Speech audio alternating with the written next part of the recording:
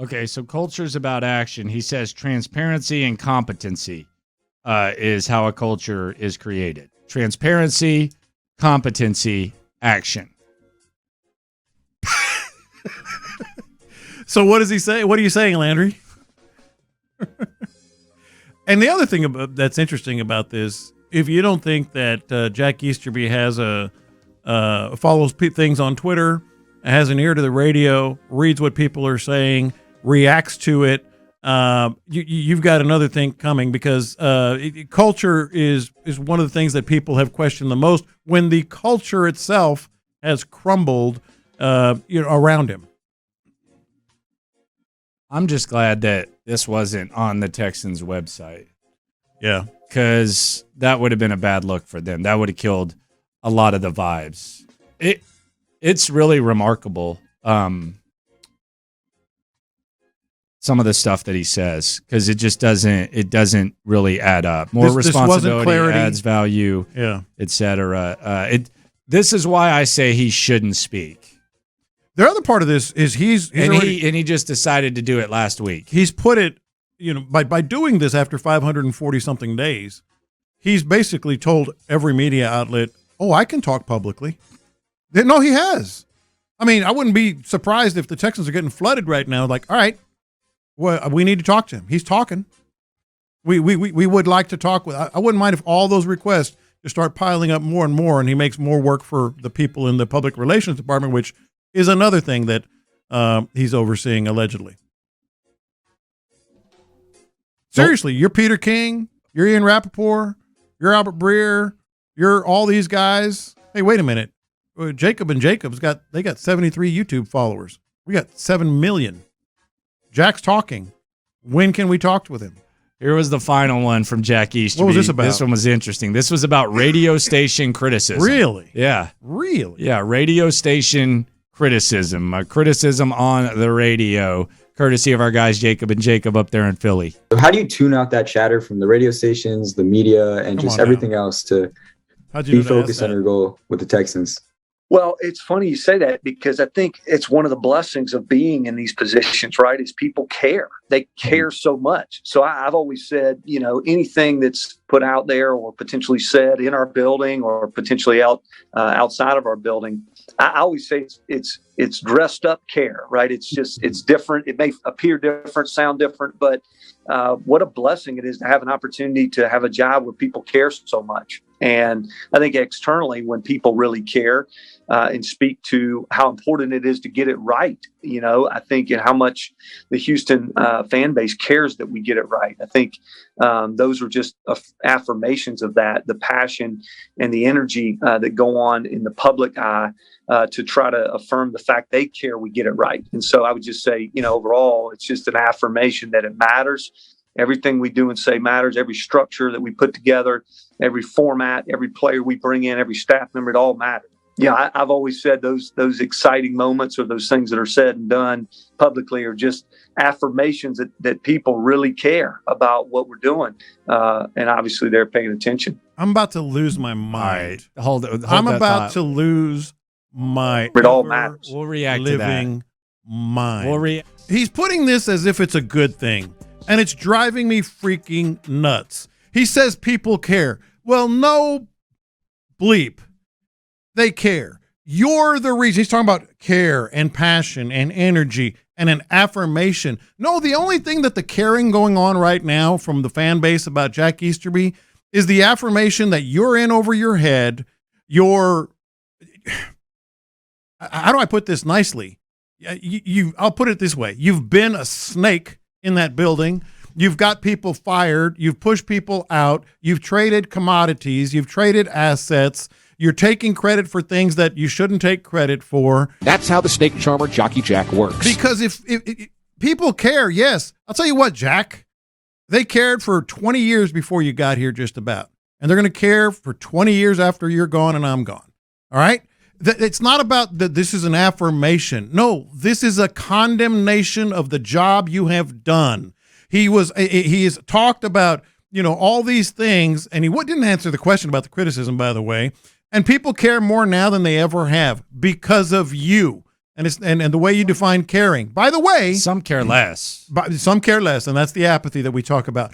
But by the way, if all this caring is an affirmation, how come they don't care about Lovie Smith the way they care about you? Because Lovie Smith is popular right now and doing some good things. How come they don't care about Nick Caserio the way they care about you? Because Nick Caserio's done some good things, and he's kind of been on a little bit of a roll here. How come they don't care about the players that they like and want to follow and want to have success?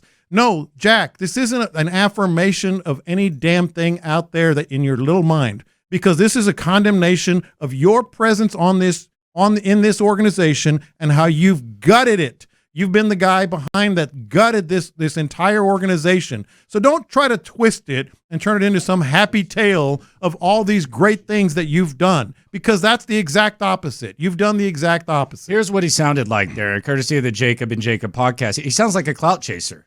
Yes. Like he sounds like an egomaniac clout chaser. Nothing but a hater, clout chaser. Because if you say people care, that's all I care about, you're basically just saying no matter what they say, as long as they're talking about me, that's good. You come across as a clout chaser. Right. That's what you come across as. You know what you don't come across as? You don't come across as a guy who, when you talk about what culture is, that you're a guy who's a valuable piece of it. Because go back to what he said about culture. He said it's about transparency and competency, and he also mentioned the word accountability.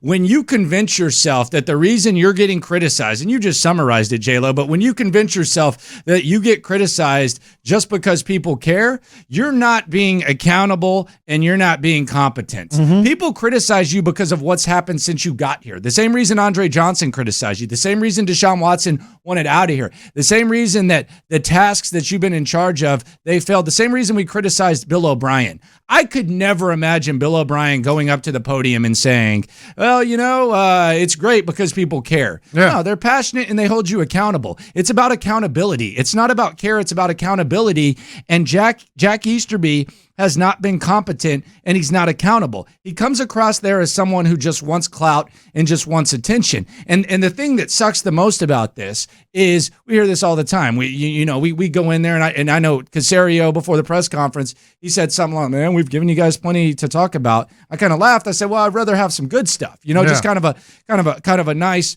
back and forth. And, I think I said it to Cal too, as Cal was, going up to the podium, like, hey, we'd like something good, like that. We want the Texans to do good. I like that Lovie Smith's making baskets on the Pat McAfee show. And for the first time in a long time, when the Texans tweet out something, there's positive vibes. And you know what? Why is it that as soon as the positive vibes come up, regardless, and you can try to portray it, and I know it's going to be portrayed as I was just trying to do a nice job for these kids. You know the deal. This is going on YouTube like anything else. Mm-hmm. This is on YouTube just like Pat McAfee stuff is on YouTube, just like Peter King stuff is on YouTube, just like Florio stuff is on YouTube. It's going to the same place. It's not like you went and spoke to a school and we decided to run tape. Yeah. All we had to do was click a YouTube link like we would anything else, and this gets out there. So part of me wonders, why is it that now you decide to talk? Well, if these kids had asked you to talk after you traded DeAndre Hopkins or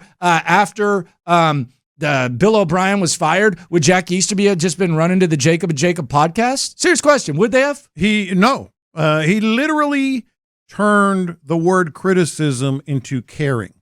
Flat out. And the caring that's out there for the Texans in a positive way has nothing to do with Jack Easterby. And all of a sudden he's saying these things, he's conflating those two things and making it seem like, see how awesome it is because, people care so much that they criticize us and all that. No, we're not criticizing Lovie. We're not criticizing, Nick. Other than a couple of moves here and there, which is fair game. And oh, by the way, there's that as well. Real caring is when people want to show up, even if it's to boo you, or the end of the Matt Schaub era, Bill O'Brien's decision making.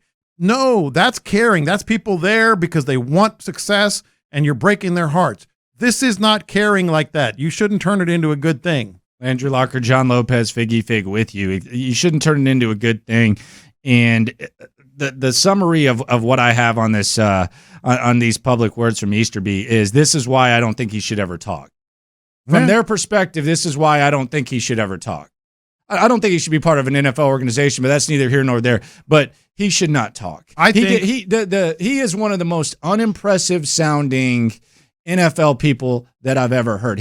He likes to be on the field because he likes to high five. He always dreamed of riding in a van and being just on a love bus. van rides. I love bus rides. Competency, like there is. This is one of the most, as far as like representing an organization and being a voice. This is one of the most unimpressive people that I've ever heard in my entire life. And I think eventually there's going to be some shelf life on people buying what the hell he's selling. I disagree with you because I think if he's clearly trying to reform the narrative around him. Otherwise, he wouldn't have, perhaps, picked this podcast and gotten these questions. If he really wants to change the narrative and he knows he's right, he knows he hasn't gutted this team, then come on this show or Pain and Pendergast. Don't do it.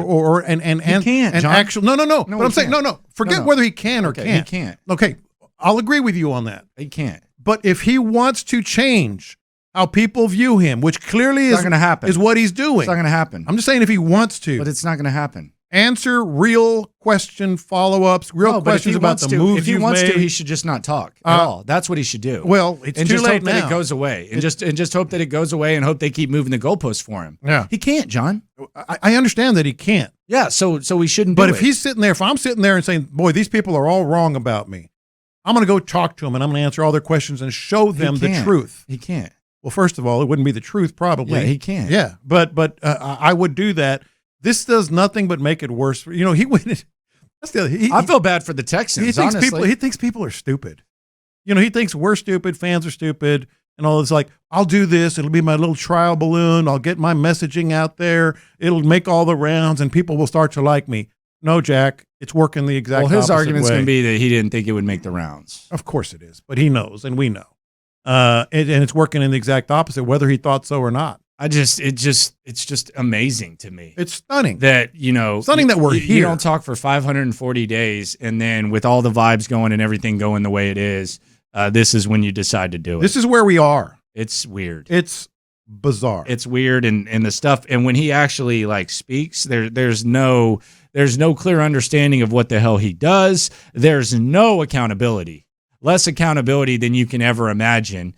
And there's no grasp of what reality is. There's no grasp of the criticism that he's gotten. It's very, very strange. I just hope that these are the types of things that maybe people just make note of and realize you don't need a guy giving you logistics on sidelines and logistics on locker room and all this type of stuff. He does more harm than good at this point. He talked about the money quote there was you add value, you get more responsibility. It's very clear that his value, it's borderline non-existent the more that he speaks. So hopefully at the very least, he gets less responsibility and we hear less from him, because I think he's an absolute goofball and he has no business speaking on behalf of an organization, especially an organization like the Texans that for the first time in a long time have had about as good of vibes as possible. I feel bad for Lovie Smith. I feel bad for Nick Caserio that this guy's even in the same building as them. And I feel bad for the Texans organization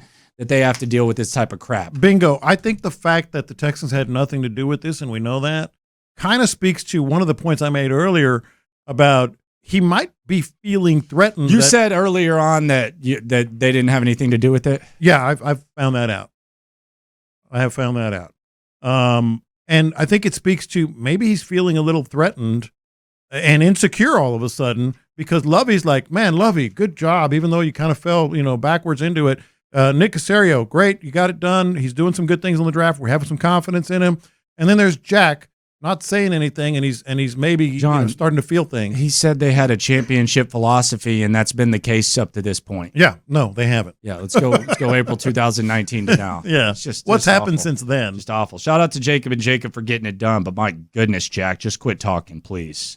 Please, for you and for the organization that you say you serve, please don't talk. Matter of fact, man, just get a check from Cal and leave town, quite honest.